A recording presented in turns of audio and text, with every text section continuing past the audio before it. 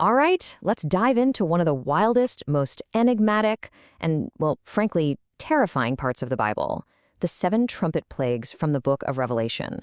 For centuries, people have tried to figure out what these bizarre visions are all about, and today, we're going to try and decode them together. I mean, just listen to that. That's the kind of imagery that has captivated and, let's be honest, confused people for 2,000 years. It's incredibly vivid, it's totally bizarre, and it comes straight from the text describing the fifth trumpet plague. So what in the world is John talking about here? You know, it's easy to see why so many popular interpretations today look at language like that and immediately think, oh, that's a helicopter, that's nuclear fallout. But could the author, John, writing in the first century, really be predicting that? Or is there another way to read this one that would have made perfect sense to the people he was actually writing to? To solve this mystery, we have to start with the right key. First, we need a reliable way to decode these apocalyptic monsters and the strange world they came from. And this right here, this is the single most important rule we have to follow. John's audience had absolutely no concept of helicopters or nuclear weapons. It just wasn't in their world. So any interpretation that relies on modern technology, well, we just have to set it aside. It couldn't have been what John meant or what his first readers understood. We have to look for clues that they would have recognized. So if it's not a prediction of modern war, what is it? Well, the key, it turns out, isn't in our future, but deep in their past. It's a blueprint John's audience knew by heart, the story of the Exodus from Egypt. You see, in Jewish thought at the time, there was this really powerful theme called the Exodus motif. It's this core belief that when God acted to save his people in the future, it would look like a new, even grander version of the original Exodus. And John is tapping directly into this incredibly potent idea. And check this out. When you actually put the plagues from Exodus right next to Revelation's trumpets, boom, the connection is it's undeniable. Water turning to blood, a plague of hail, a plague of darkness, and yep, a plague of locusts. John isn't just making these things up. He's deliberately and strategically recycling the plagues of Egypt. But why? Why reuse these specific plagues? Well, think about it. The original plagues weren't just random disasters. Each one was a direct shot at the gods of Egypt.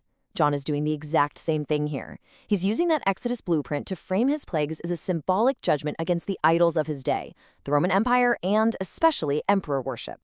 So let's see how this actually plays out, starting with those first four trumpets. Think of them like a series of cosmic warning shots. And just look at the progression here. It's like a systematic decreation. First, a plague hits the earth, wiping out vegetation. Then the sea, striking right at the heart of Roman commerce. Then the rivers, their fresh water supply. And finally, the heavens themselves, dimming the very sources of light. The foundations of their whole world are being shaken piece by piece. And all through this, you keep seeing this one fraction pop up again and again. 1/3. 1/3 of the earth is burned. 1/3 of the sea turns to blood. 1/3 of the stars are struck. This isn't just a random number. It's meant to tell us that this judgment is incredibly severe, but it's also limited. It is a devastating warning, not yet the final total end. But right after those initial warnings, everything changes. The intensity just skyrockets.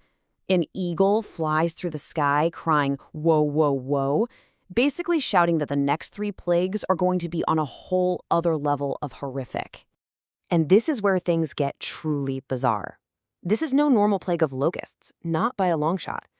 These things come swarming out of the abyss, which is basically the prison for demonic beings.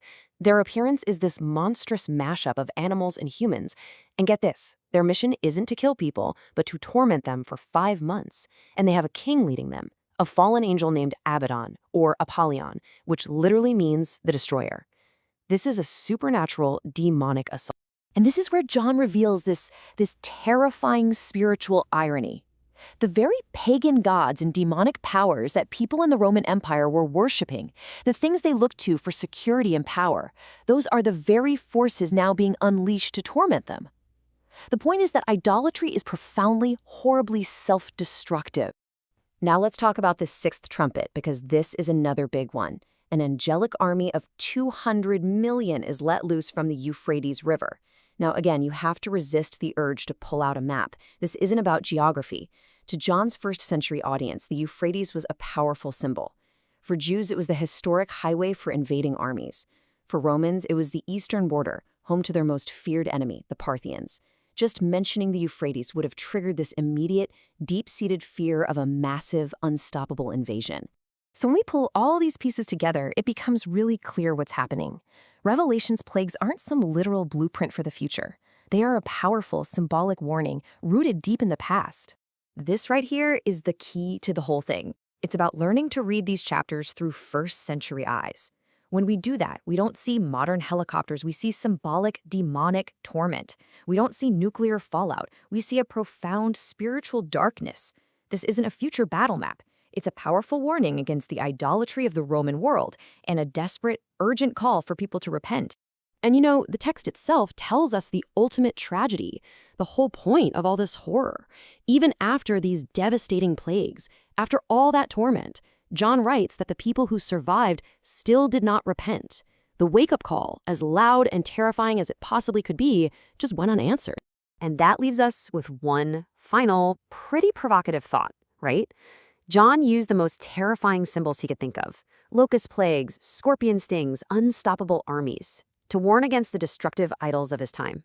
So if we were writing a similar warning today, what symbols would we use to describe the destructive forces of our own world?